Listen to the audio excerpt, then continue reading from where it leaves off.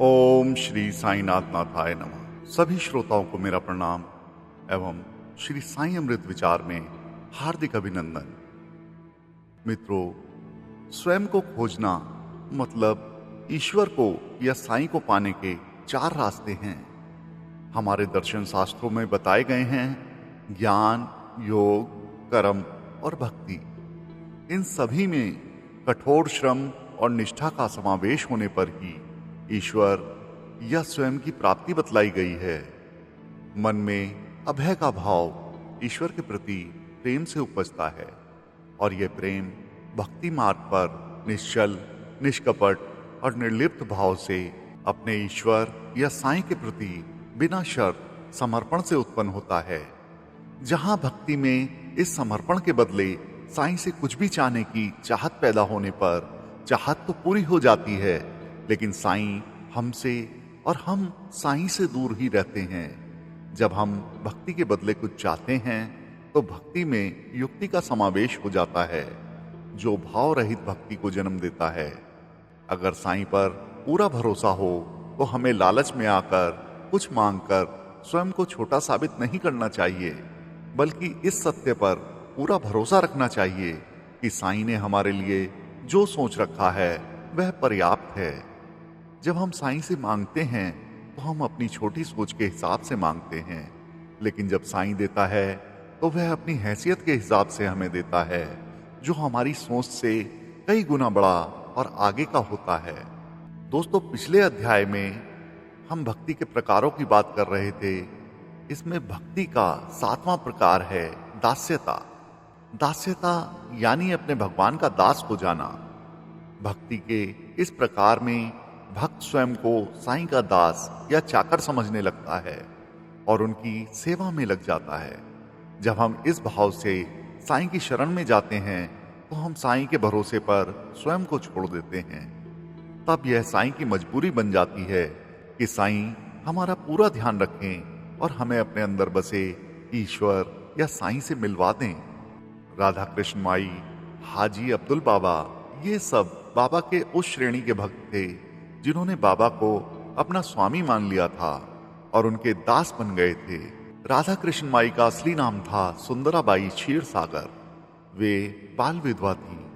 17 वर्ष की उम्र में उनके पति का निधन हो गया था। वे पंढरपुर की रहने वाली थीं। उनसे किसी ने कहा, शिरडी के साईं बाबा स्वयं पंढरपुर के स्वामी हैं, तुम वहां चली जाओ। राधा कृष्ण माई शिरडी पहुंची और वहीं की होकर रह गईं। वह बाबा की गैर हाजिरी में मस्जिद जाती, धूनी सरकाती, धूनी से काली पड़ गई मस्जिद की दीवारों को साफ करती। बाबा जिस राह से लैंडी बाग जाते उसे बुहारती।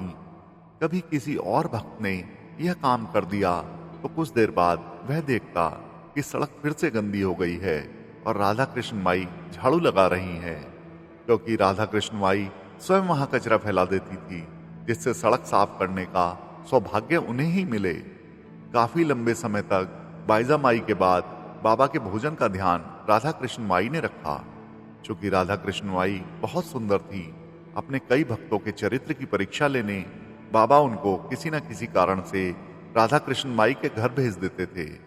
राधा कृष्ण माई के अलौकिक सौंदर्य और विलक्षण भक्ति के चलते उनकी सोच में सकारात्मक परिवर्तन आ जाता। उनके घर को बाबा शाला कहते थे। कुछ समय तक यह सड़क साफ करने का काम बालाजी नेवासकर ने भी किया। बालाजी नेवासा का रहने वाला था। वह बटिया पर जमीन लेकर खेती करता था और जो भी उपज उसको प्राप्त होती वह पूरी की पूरी बाबा के सामने लाकर अर्पण कर देता था। अन्य भक्तों के लिए बाबा उसमें से कुछ निकाल लेते और बाकी का अन्न बालाजी के काम आ जाता। एक बार जमीन के मालिक से, जिन्होंने अपनी जमीन बालाजी को खेती के लिए बटिया पर दी थी, बालाजी का विवाद हो गया। वो अपनी जमीन निजी कारणों से बालाजी से वापस चाहता था। मामला बाबा तक पहुंचा। बाबा ने योग्य निर्णय करते हुए जमीन के मालिक को जमीन ससम्मान वापस दिए जाने का आदेश बालाजी को दिया, जिसका सम्मान बालाजी ने किया। इसके बाद भी बालाजी ने अपनी फसल बाबा को अर्पित करने का क्रम जारी रखा।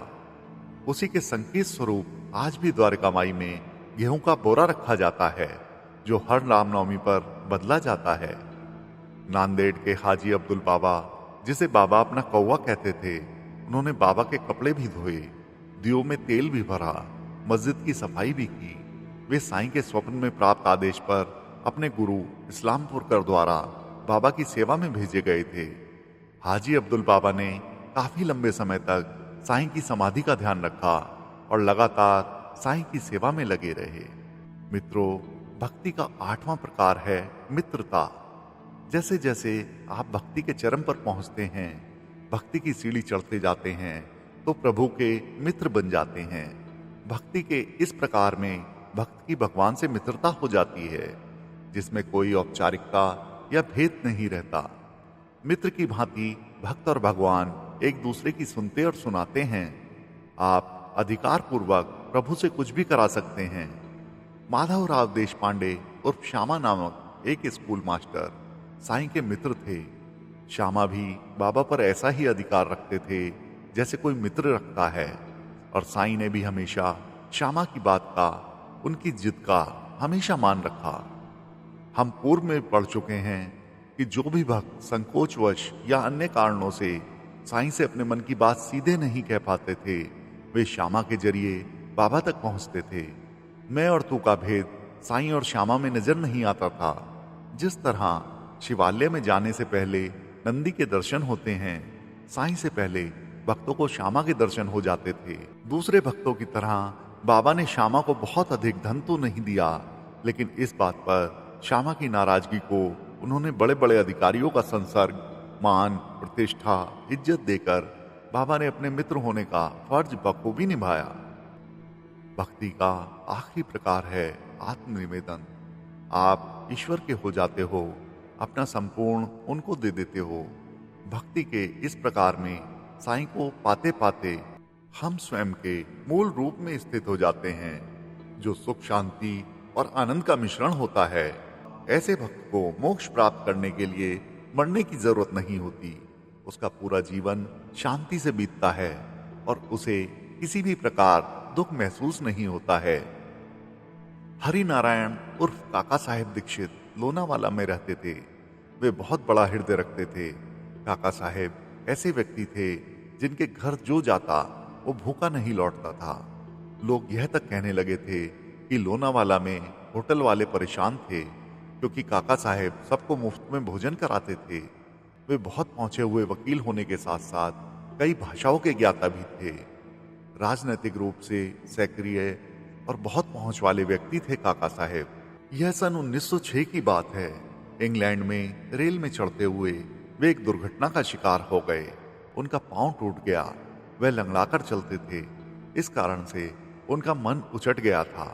उनके मित्र नाना साहेब चांदोरकर ने काका साहेब से कहा, चलो मैं तुम्हें एक संत से मिलवाता हूँ। काका साहेब ने मायूस होकर उत्तर दिया, अपने संत से निवेदन करो कि पैर की पंगुता की बजाय वह मेरे मन की पंगुता को दूर कर दें। काका साहेब बाबा से मिले और फिर बाबा के ही होकर रह गए। उन्होंने शिरडी में भक्तों की सुविधा के लिए बाड़ा बनवाया और वे उनके भोजन की भी व्यवस्था करते थे। अपना काम उन्होंने बंद कर दिया और सब कुछ बेच दिया। उनकी आत्मोन्नति के कारण बाबा ने उनसे कह दिया कि वे कुछ महीनों तक बाड़े में ही अकेले रहकर धार्मिक ग्रंथों का नियमित पठन करें। इस अवधि में उन्हें मस्जिद में भी आने की अनुमति नहीं थी। उनकी पत्नी द्वारा इस बात को लेकर चिंता जाहिर करने पर बाबा ने उन्हें आश्वस्त किया था कि वे बिल्कुल चिंता ना करें, क्योंकि काका साहेब की जिम्मेवारी अब उनकी है।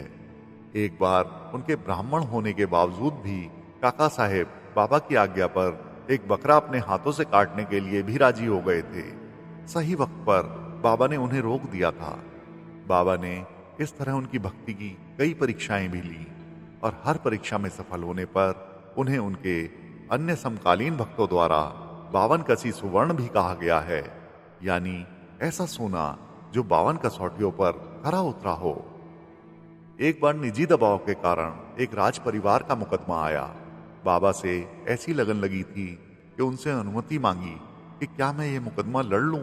बाबा ने कहा, जाओ लड़ो। बाबा की कृपा से काका साहेब को उस मुकदमे में विजय प्राप्त हुई। काका साहेब को वह मुकदमा जीतने पर संदूक भरकर चांदी के सिक्के फीस के तौर पर मिले। लेकिन काका साहेब तो बाबा के हो गए थे। उन्होंने सिक्कों से भरा संदूक बाबा के सामने रख दिया। बाबा ने भी उनकी परीक्षा ले डाली। जो भी बाबा के सामने आया, उन्होंने मुक्त हाथों से काका साहेब द्वारा दिए गए सिक्के बांट दिए। लेकिन काका साहेब के चेहरे पर रत्ती मात्र भी शिकन नहीं आई। वह तो बाबा से एकाकार हो चुके थे, बाबा के शरणागत हो गए थे। काका साहेब ने बाबा के शरीर छोड़ने के बाद मुकदमा लड़कर श्री साईं बाबा संस्थान शिरडी की स्थापना की और उसे एक मुकाम तक पहुंचाया। उसमें जितनी भी न्यायिक परेशानियां थीं, केस लड़कर उन्हें दूर किया। बाबा जब देह रूप में थे, तब उन्होंने काका साहेब से कहा था, तेरा समय आने पर मैं तुझे लेने के लिए पुष्पक विमान भेजूंगा। ऐसा हुआ भी। संस्थान का कामकाज देखते देखते काका का वक्त बीत रहा था। एक दिन वे मनमाड से ट्रेन में चढ़े। उनके साथ 2 साथी और भी थे। साईं की बात करते करते अचानक काका साहेब ने अपना सिर एक साथी के कंधे पर रख दिया। विमान आ गया था। काका साहेब अपने साईं के पास चले गए थे। बाबा ने उन्हें अपने अंदर आत्मसात कर लिया था। यही है आत्मनिवेदनम। इस पूरे विश्व में कोई भी ऐसा नहीं है जिसके अंदर प्रेम भाव ना हो। प्रत्येक व्यक्ति का प्रेम पाने अथवा देने का जरिया और जगह अलग अलग हो सकती है, लेकिन प्रेम भाव एक सरीखा होता है। कोई अपने बच्चों से प्यार करता है तो कोई धन संपत्ति से, कोई अपने शरीर से प्यार करता है तो कोई जमीन जायदाद से, कोई संपन्नता से, मान प्रतिष्ठा से और पुरस्कारों से, कोई प्रसिद्धि चाहता है तो कोई ज्ञान। किसी को खाने के प्रति प्रेम होता है तो किसी को अच्छे कपड़ों से लगाव होता है। हर इंद्री का अपना अलग अलग प्रेम भाव होता है, और जब सारी इंद्रियों से यह प्रेम भाव एक रूप होकर साईं के प्रति प्रेम बन जाए तो वह भक्ति हमें अपने मूल स्वरूप में स्थित कर देती है, अपने आप से मिलवा देती है। तो मित्रों, श्री साईं अमृत विचार में आज बस इतना ही। बाबा सबका भला करें। ओम साईं राम।